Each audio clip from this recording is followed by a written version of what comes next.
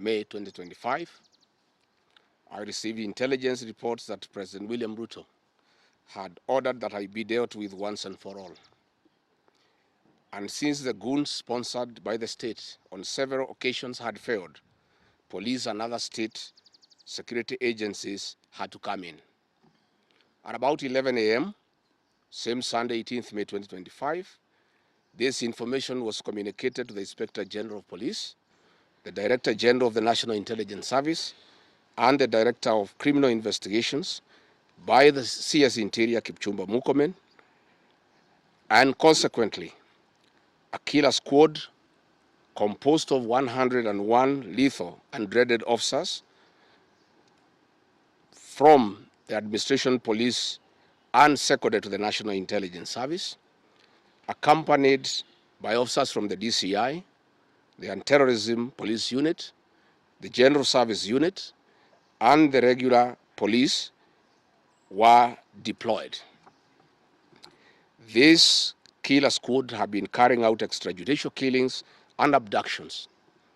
Yesterday, they were mobilized and cordoned off and blocked all exits from Gatanga constituency. This squad was armed to the teeth and hooded and with masks to conceal their identity because of the heinous acts they wanted to commit on us. This is despite that there are existing guidelines from the High Court that officers should be in uniform and not conceal their identity. At about 2:30 p.m., we received further intelligence from the deployed patriotic officers who are not in agreement with the information that they had clear instructions to plant arms and weapons in our convoy to provide evidence to arrest us and get evidence that they could charge us with in court. After about 30 minutes, the killer squad was joined by their counterparts who are highly trained in the use of biological weapons. Their instructions were to poison me through inhaled chemicals that would paralyze my brain within 3 months. This was the intent and the purpose of the whole operation. My team and I sought alternative routes as guided by the deployed security personnel, majority of whom are our supporters and opposed to what is going on. We have credible information that President Ruto has directed that my private security personnel be disarmed and be targeted for withdrawal of their licenses so that they can leave me vulnerable to allow room for goons to attack and possibly eliminate me. President William Ruto has expressed ungovernable anger that the state-sponsored goons are being overpowered by my private security personnel who are licensed gun holders. President Ruto is furious that the people of Kenya have not forgotten about the Kiambaa church massacre, where children and women were tortured in the 2007 and /8 post-election violence, and is unhappy that I keep on reminding the people of Kenya of the heinous act. I want to say that although Kenyans forgive each other, they cannot forget this, and there is nothing the president can do about it. The president was also utterly livid that I exposed his grabbing of 5-acre piece of land inside Gong Forest, where he intends to put a private hotel. About my statement on post-election violence, this was a precautionary statement and not incitement. It is based on historical facts and past electoral experiences of 1992, 1997, and 2007 controversial elections, that we must have a free and fair election in 2027. It is my civic duty as a leader to remind IEBC, all agencies and institutions charged with election management, that they must deliver free, fair, verifiable, and credible election. I have heard the CS Interior and other pretenders to the throne claim that they will not allow political violence. I urge them to walk the talk. Since November 2024, political violence of great magnitude has been meted on me, my family, and my supporters. Not a single case has been prosecuted. For instance, on 28th November 2024, at a solemn funeral service in Limuru, Kiambu County, I was attacked by organized criminal gangs and a police escort. On 28th December 2024 in Shamata, Nyandarua, an inspector of police flanked by criminal gangs threw tear gas canisters at me.